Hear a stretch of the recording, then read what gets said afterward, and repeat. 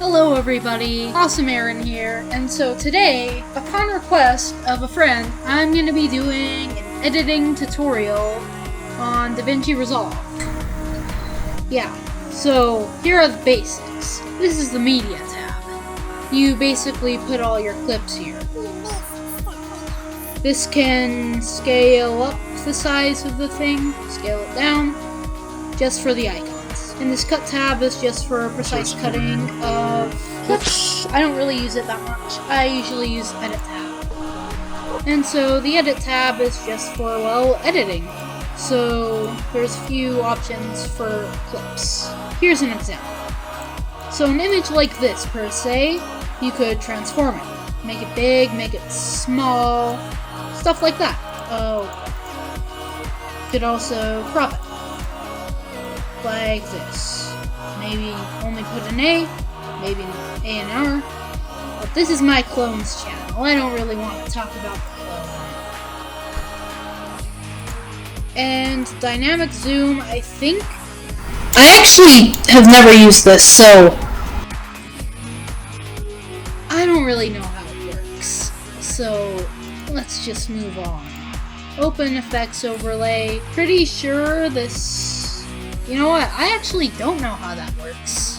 But over in this tab, or the effects library, usually I'll use open effects just for filters like stuff like that. So let's say I put lens blur. That's limited by the trial. What's your problem, Davinci Resolve? You're gonna make me pay $299 for some effects? What a ripoff. What a ripoff.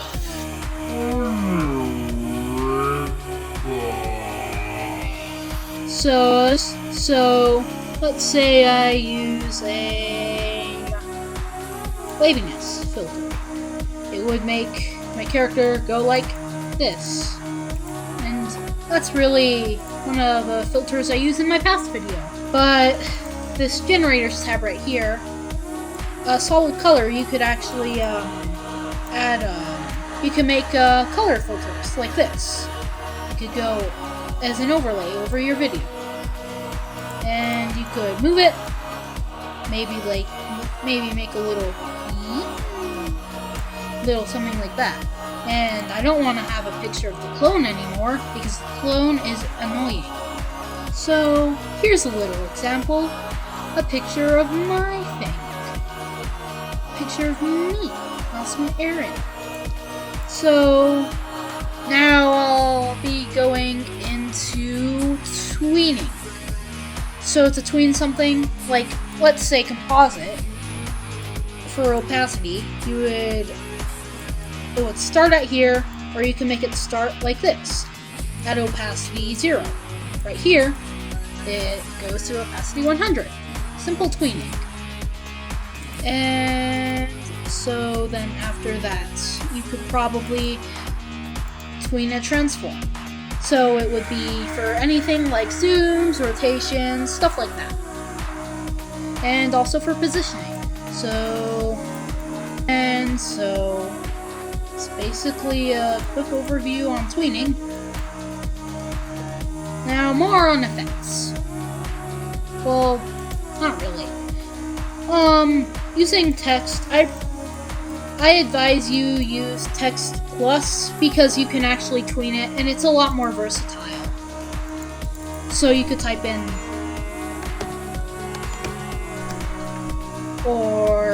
and then you could put it like this, or you could tween it. Like, it's pretty versatile. You could even tween a color. Listening, goes like that. Why did it not work? And so,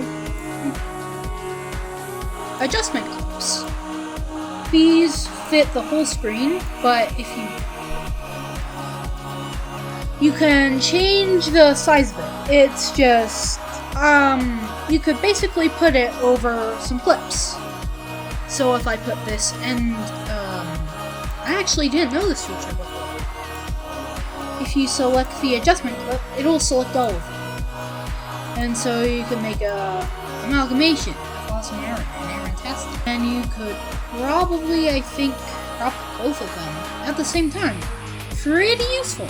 You can also add effects to just a few things at a time. Or I mean, that's actually just if you add an effect to an individual thing. But, ooh, I lost my tracks.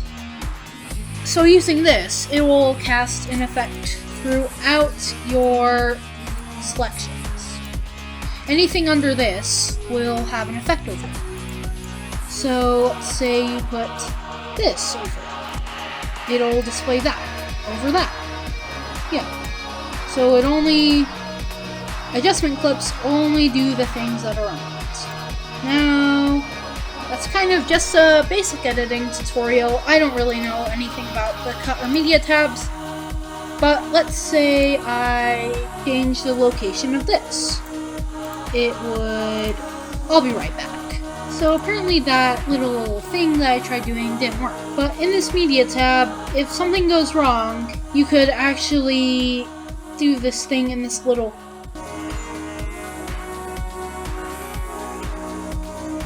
Oh, but anyways, you can go onto this Deliver tab. And you can add a file name like...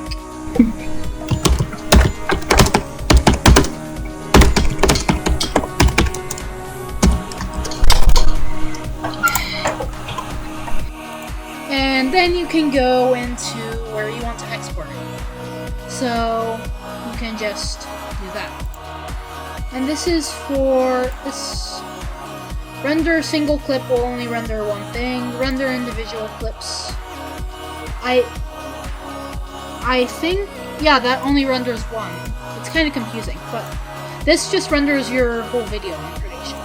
So this right here, this video tab, for exporting, you can change your file format, maybe an AVI, I don't know, maybe an MP4, I don't know, or maybe even TIFF. It probably doesn't look that good. But then you can change any resolutions. So you can make it 4K, or you can even increase the resolution. And so this is just for quality of your videos. Not like video quality wise, but like encoding wise. So if the quality's down, it'll look kind of, not choppy, but it'll look kind of buggy, I guess. And then encoding profile, I don't know what that is, so I'm going to talk about that. Advanced settings and subtitle settings, I don't know about that. But exporting audio. So if it changes from what video type you're using, and this is just options for audio. If you know what you're doing, you know what you're doing. I don't really know what I'm doing. You can also, I don't know what this is. Well, on this file tab, you can also see disk space currently used, disk space. Did I just, oh well. Disk space used after render, 0%. So this will show you how much you have before and after. But since I don't have anything on the timeline, it won't really do anything. And that's kind of it. Well, you can press add to render queue, start render, that'll actually render your video. That's basically it. Now I'm off to edit this video, because bye! And also make sure to subscribe, or else I will eat your toes and boil